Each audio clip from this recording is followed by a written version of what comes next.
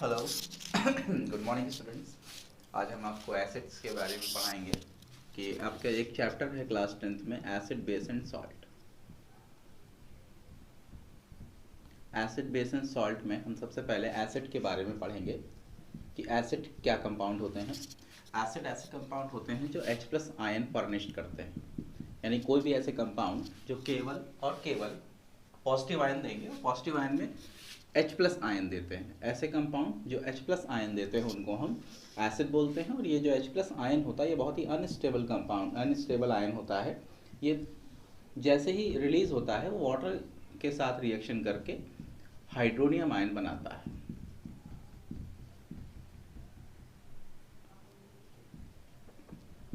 ठीक है, तो एसिड ऐसे सब्सटेंस होते हैं जो H प्लस आयन रिलीज करते हैं, और H प्लस आयन रिलीज करने के बाद H प्लस आयन अनस्टेबल होता है, जो कि अपने स्टेबिलिटी गेन करने के लिए वाटर के साथ रिएक्शन करके हाइड्रोनियम आयन बनाता है।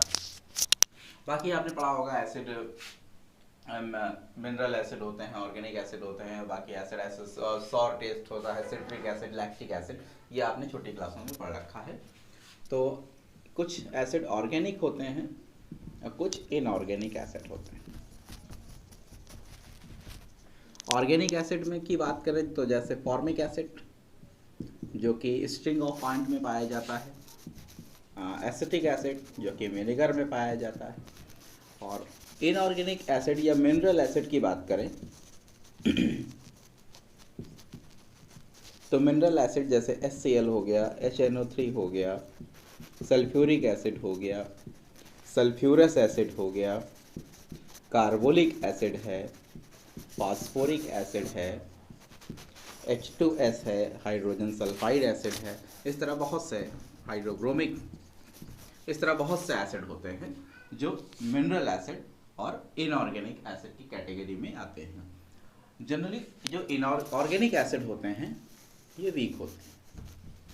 वीक का मतलब इनका 100% आयनाइजेशन नहीं होता है, और इनऑर्गेनिक एसिड या मिनरल एसिड स्ट्रॉन्ग एसिड होते हैं। लेकिन इसमें इनऑर्गेनिक एसिड में एक ऐसा एसिड है कार्बोलिक एसिड जो कि वीक होता है। तो क्वेश्चन यहीं से पूछा जाएगा कि ऐसा मिनरल एसिड या इनऑर्गेनिक एसिड जो वीक है, तो carbolic acid, inorganic acid weak acid होता है।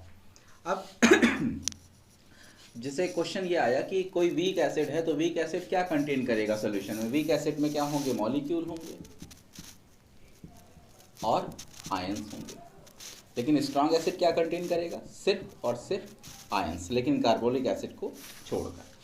तो ये तो था एसिड का क्लासिफिकेशन। ऑर्गेनिक एसिड क्या होते हैं, इनऑर्गेनिक एसिड क्या होते हैं, वीक एसिड क्या होते हैं और स्ट्रॉन्ग एसिड क्या होते हैं। अब हम लोग पढ़ेंगे बेसिसिटी ऑफ एन एसिड।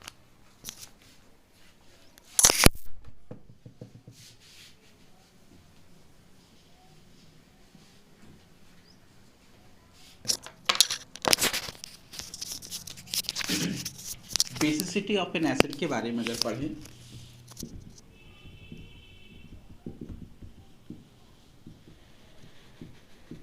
तो ये कह सकते हैं number of H plus ion released by one molecule of N acid. यानी एक एसिड जितने H प्लस आयन रिलीज करेगा एक मॉलिक्यूल, उसको हम बोलेंगे उसकी बेसिसिटी। जैसे एग्जांपल HCl है तो HCl एक आयन प्रोड्यूस करेगा तो इसकी बेसिसिटी 1। तो ये मोनोबेसिक एसिड है। H2SO4 है, H2SO3 है, H2CO3 है, और फॉर्मिक एसिड है, एसिटिक एसिड है, फॉस्फोरिक एसिड है। तो इस तरीके के जो एसिड है ये 2 H प्लस आयन रिलीज करेंगे तो ये डाई बेसिक होंगे। ये भी 2 H आयन रिलीज करेंगे तो ये भी डाई बेसिक होंगे, ये भी 2 H आयन रिलीज करेंगे तो ये भी डाई बेसिक होंगे, ये एक H प्लस आयन रिलीज करेगा तो ये मोनोबेसिक होगा। ये कुछ इस तरीके से आयन रिलीज करते हैं। अगर फॉर्मिक एसिड की बात करें जो कि ऑर्गेनिक एसिड है तो इसमें फॉर्मेट आयन अलग हो जाता है और H प्लस अलग हो जाता है। उसी तरह एसिटिक एसिड भी एक H प्लस फॉर्मिक एसिड की तरह रिलीज करेगा तो इसकी ये भी मोनोबेसिक है, इसकी भी बेसिसिटी 1 होगी। बस H3PO4 में थोड़ा सा समझना है, इनको स्ट्रक्चर के अकॉर्डिंग देखेंगे। अगर हम H3PO4 का स्ट्रक्चर बनाएं तो यहाँ पे आयनाइजेबल जो H हैं वो 3 हैं, तो ये ट्राई बेसिक एसिड होता है।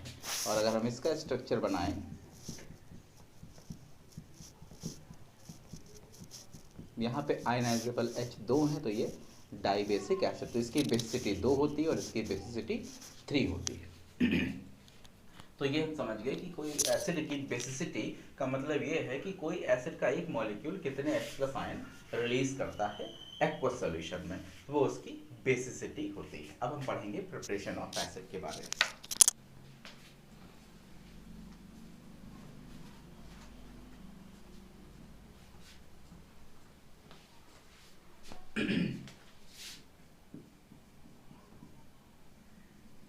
प्रिपरेशन ऑफ एन एसिड, सबसे पहला मेथड है डायरेक्ट कॉम्बिनेशन मेथड।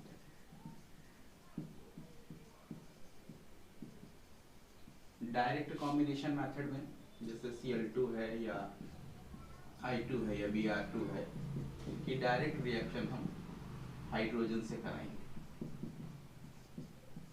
तो यहाँ पे हमें 2HCl और 2HI या 2HBr इस तरीके से डायरेक्ट फॉर्म में एसिड मिलेगा। तो इसको हम ये बोलते हैं कि नॉन मेटल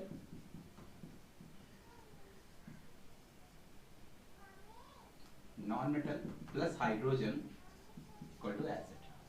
तो ये डायरेक्ट कॉम्बिनेशन है। डायरेक्ट कॉम्बिनेशन में कोई भी non metal hydrogen equal to acid. Acid हमेशा नॉन मेटल से मिलके बना होगा, कोई एसिड मेटल से मिलके नहीं बनता है। तो non metal plus hydrogen equal to acid, ये डायरेक्ट कॉम्बिनेशन मेथड है। अगला मेथड पढ़ेंगे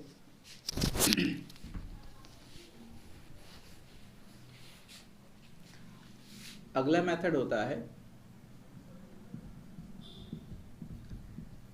non metal oxide plus water equal to acid. अब नॉन मेटल ऑक्साइड क्या क्या, जैसे कार्बन डाइऑक्साइड हो गया, सल्फर डाइऑक्साइड हो गया, सल्फर ट्राइऑक्साइड हो गया, नाइट्रोजन डाइऑक्साइड हो गया, तो ये नॉन मेटल ऑक्साइड हैं। इनकी रिएक्शन हम वाटर से कराएंगे।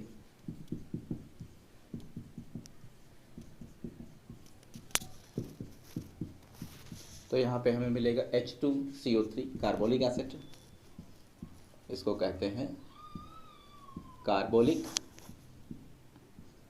एसिड।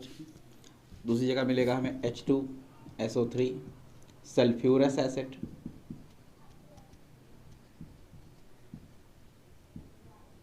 फिर H2SO4 सल्फ्यूरिक एसिड। यहाँ पे हमको HNO3 आपको लग रहा होगा, तो यहाँ पे मिक्स्ड एसिड है, एक HNO3 और एक HNO2, यहाँ पे 2 मॉलिक्यूल हो जाएंगे। तो इसको बोलते हैं नाइट्रिक एसिड, इसको बोलते हैं नाइट्रस एसिड। तो नाइट्रिक एसिड और नाइट्रस एसिड का ये कॉम्बिनेशन है, ये मिक्स्ड एनहाइड्राइड है। अब एनहाइड्राइड क्या होता है? एन का मतलब नहीं, हाइड्राइड का मतलब वाटर। तो जिसमें एसिड जिसमें से वाटर निकाल लिया गया हो उसको बोलेंगे एसिड एनहाइड्राइड।